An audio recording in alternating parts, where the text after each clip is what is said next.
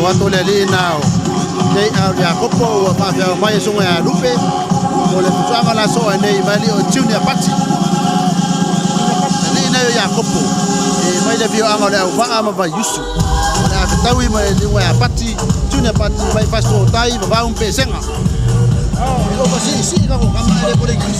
oi ka kama pati ya so ya junior pati kasi kalau sampo itu masih main soalnya main angkat main itu malah payah ya kasih kita makan makau dia bolong aja orang abus so apa marus ya wali fape maru mas kau dua kasih ada fus oh saya mengaku di vivi malu fusi fape lah udah ngambil pelo ah ya iya fape itu mereka kau fusi bumbu apa umak bumbu apa umak oke aku yoki fape mereka fusi main ya fape ya anga ya tutam fusu sungai da fodia lan swevo mo le am tel talung junior party of Valan Udioli ya kopo of Valan Mumu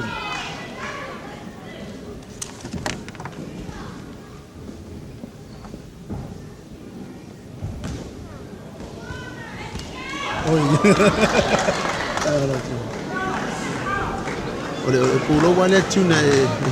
oi bai ya si fa de ya mo so tuna ya Fingo foi jadi ya kopo ba ya kopo de sangat kayak memang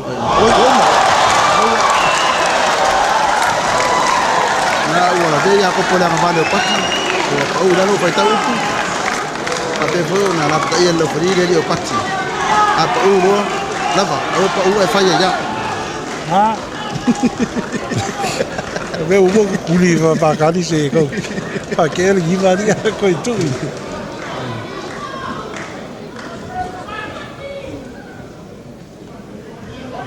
Kia fai me fa ke o tuna pati le ko ku de ia te Daniel Tai le pipu lo wole ki ki me sa fa ka fa oi mana ia le so fa na dua me so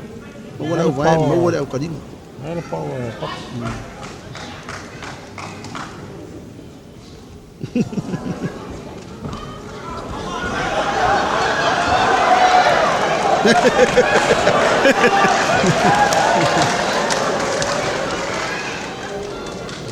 ele kus angala di de mai sadi mai desi ya aku wa kodes pai sar kadi kau kawan di mau so me awak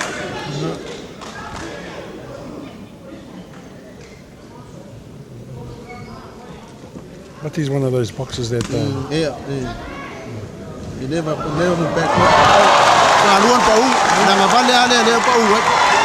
ngavale ale pakile pa do pau mas ele teve tudo aí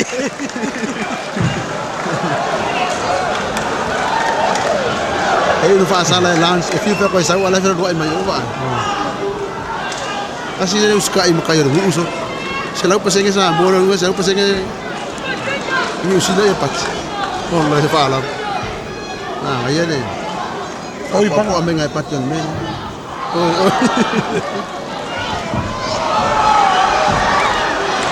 iya mare ma fa di bola di iya na ka do mo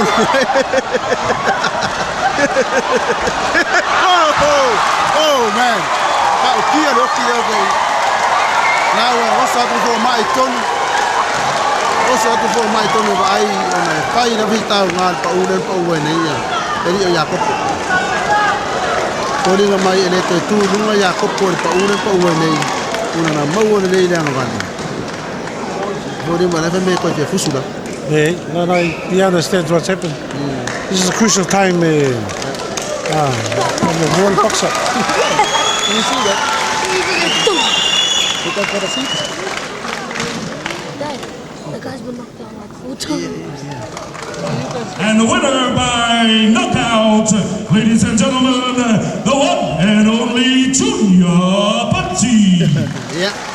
Iya nih, mana tak alung lah, alung lah. And it should happen to come. Junior Patti ya, masih ada PJ ya kopo. Dia nak via fusuan orang, pasti tahu lah. Ladies and gentlemen.